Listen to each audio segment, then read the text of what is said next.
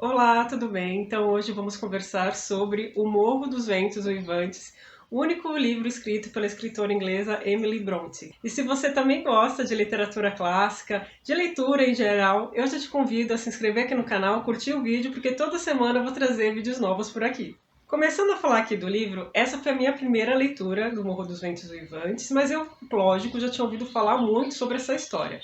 Aqui a gente vai encontrar uma trama muito diferente. Os personagens principais não são nada cativantes, simpáticos, carismáticos, não. Pelo contrário, são personagens muito difíceis, com personalidade muito forte e com o gênio daqueles. Então aqui os personagens são repletos de defeitos.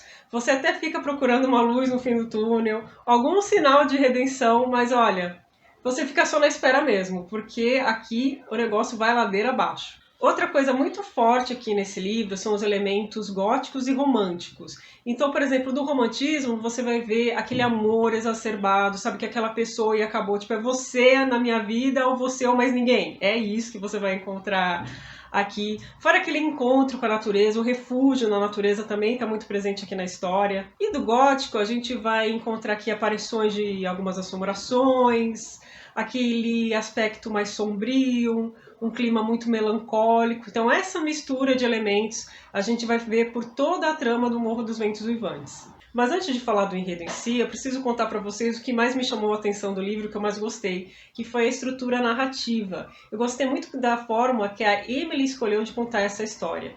Então o que ela fez? Há aqui um diálogo entre dois personagens. Eles vão contar a história pra gente. Primeiro, a gente vai conhecer o Lockwood, que vai ser inquilino de uma das propriedades dessa região, que é uma região ao norte da Inglaterra, num ponto mais alto, né?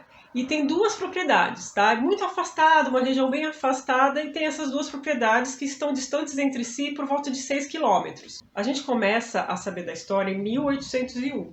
E nesse período, essas duas propriedades têm um dono só, o Heathcliff, que é famoso Heathcliff, você já deve ter ouvido falar.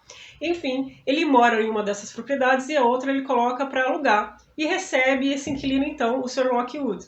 O que acontece? Ele vai começar a contar a história e depois ele vai passar a conversar com a governanta da casa onde ele está. E aí começa toda a narrativa da história muito envolvente. Esses dois personagens sim são bem carismáticos, ao contrário dos personagens principais. Então, toda a história vai se passar nessa região. Sabe, não há história em outras cidades, a gente sabe de alguma coisa que aconteceu em Liverpool, por exemplo, fora dali, mas toda a tensão se passa entre essas duas propriedades. Logo no início do livro, a gente vai ver que Lockwood vai visitar o Heathcliff.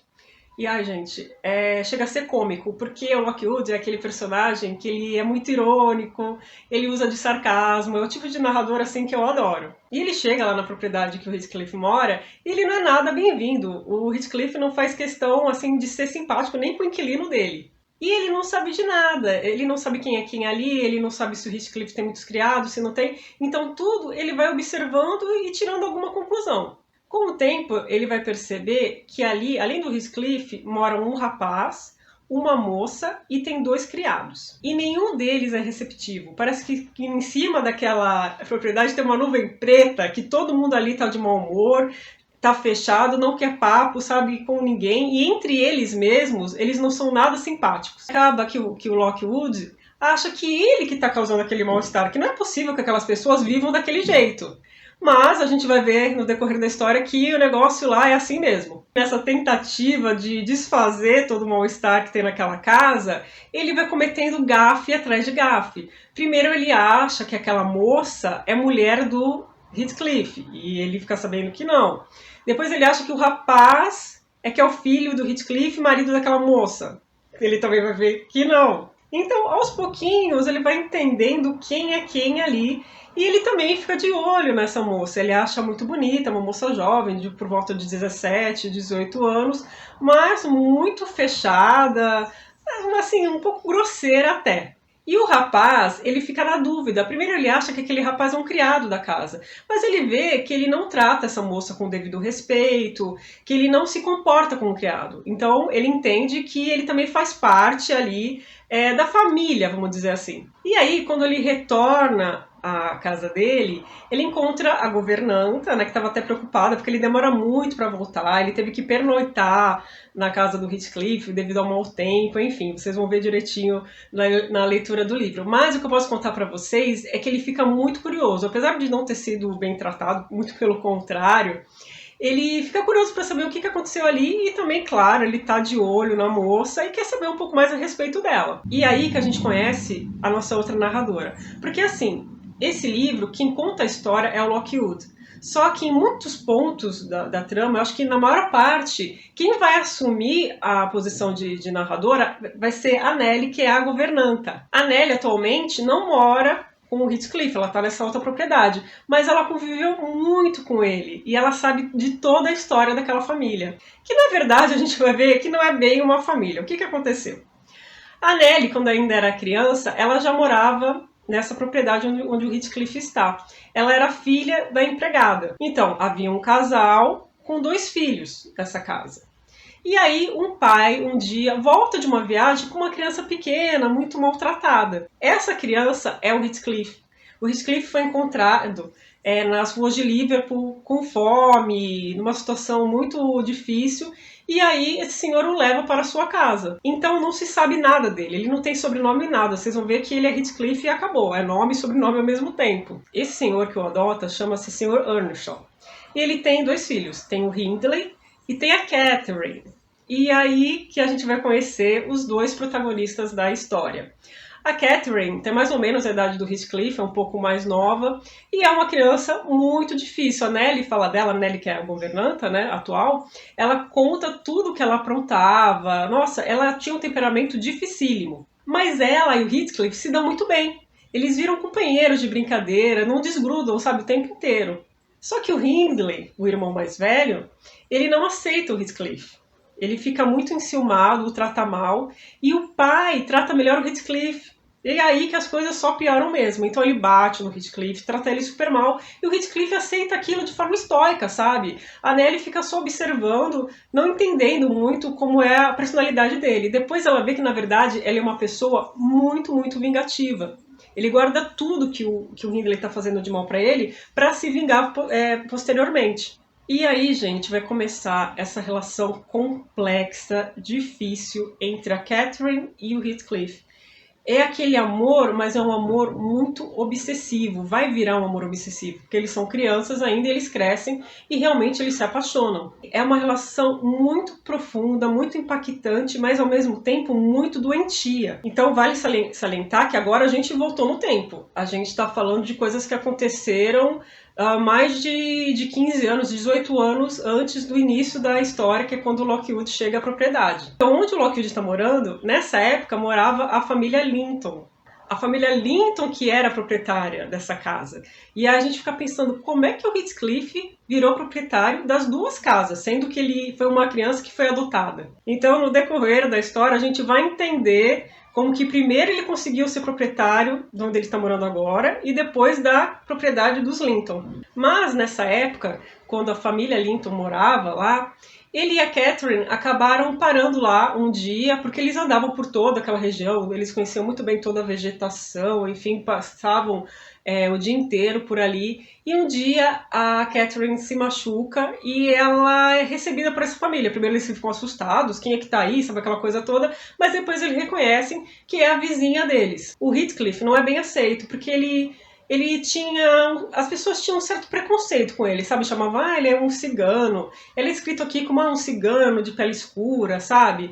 Ele nunca foi bem aceito e ele fazia questão de não ser bem aceito. Parece que ele gostava, assim, de despertar aversão nas pessoas. Então, a Catherine fica algum tempo na casa dessa família, passa umas 5 semanas por aí na casa da família.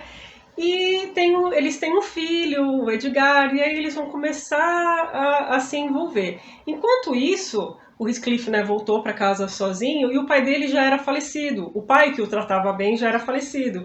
E aí as coisas lá estão indo de mal a pior. Ele é muito maltratado pelo irmão mais velho, né, irmão adotivo. Até que a Catherine retorna à casa, mas ela volta muito diferente. Sabe? Parece que ela viu um mundo, conheceu pessoas que ela se interessou muito, que ela gostou. E a gente vai ver que uma das características da personalidade da Catherine é a ambição. Ela é muito ambiciosa.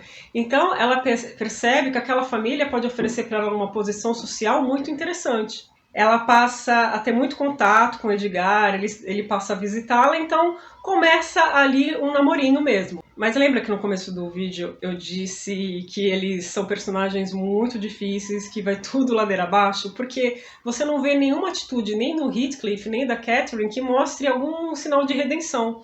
Ela é até uma pessoa agressiva, ela chega a bater na Nellie, a bater no próprio Edgar, que aceita tudo isso. Então eles acabam combinando de certo modo, porque é só uma pessoa com a personalidade do Edgar para suportar a personalidade da Catherine. E aí eles vão acabar casando, só que quem a Catherine gosta de verdade é do Heathcliff, mas ela prefere seguir as convenções sociais, ter uma vida mais confortável e casar com o Edgar. O Heathcliff, quando percebe tudo aquilo, que ela o rejeita, ele some dali. Ele fica 3 anos fora.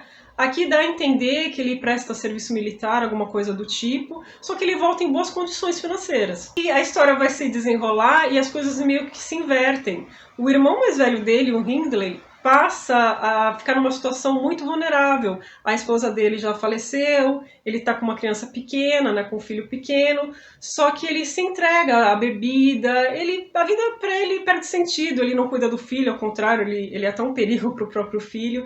E o Heathcliff se aproveita de tudo aquilo e fica feliz vendo a degradação do irmão mais velho. Então fica muito claro pra gente que ele volta com um plano todo elaborado de vingança e ele vai seguir aquilo fielmente. Então, pra mim, o que mais ficou forte é que esse livro é a história de uma obsessão.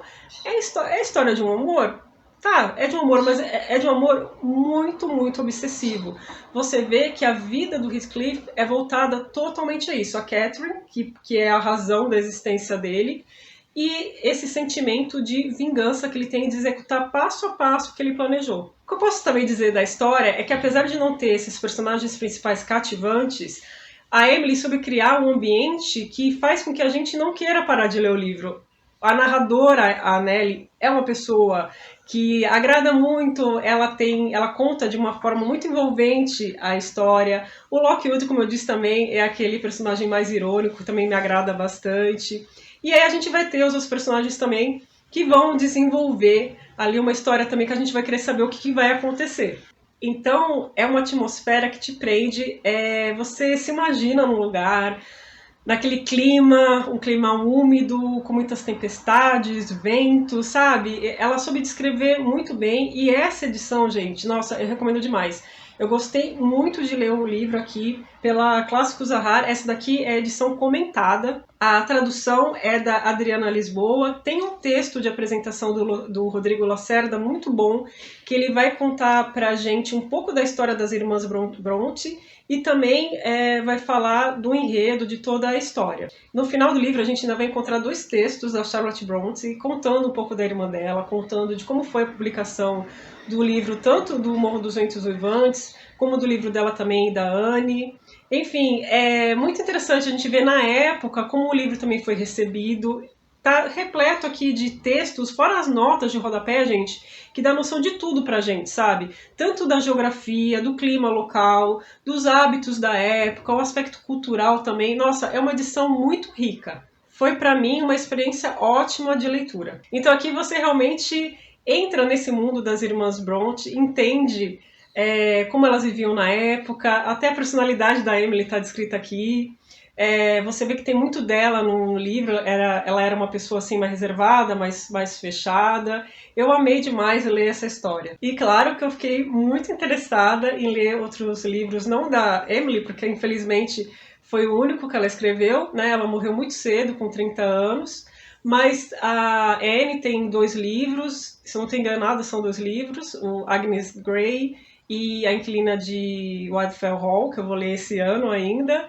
E a Charlotte, que escreveu Jane Eyre, que eu amo de paixão, adoro aquela história, e outros livros também. Então, eu espero que em breve a gente volte a conversar sobre as irmãs Bronte aqui no canal. E se você ficou até agora assistindo o vídeo, eu quero te agradecer demais. E eu conto também com a sua presença num próximo vídeo para a gente conversar mais sobre livros, tá bom? Até lá, tchau, tchau!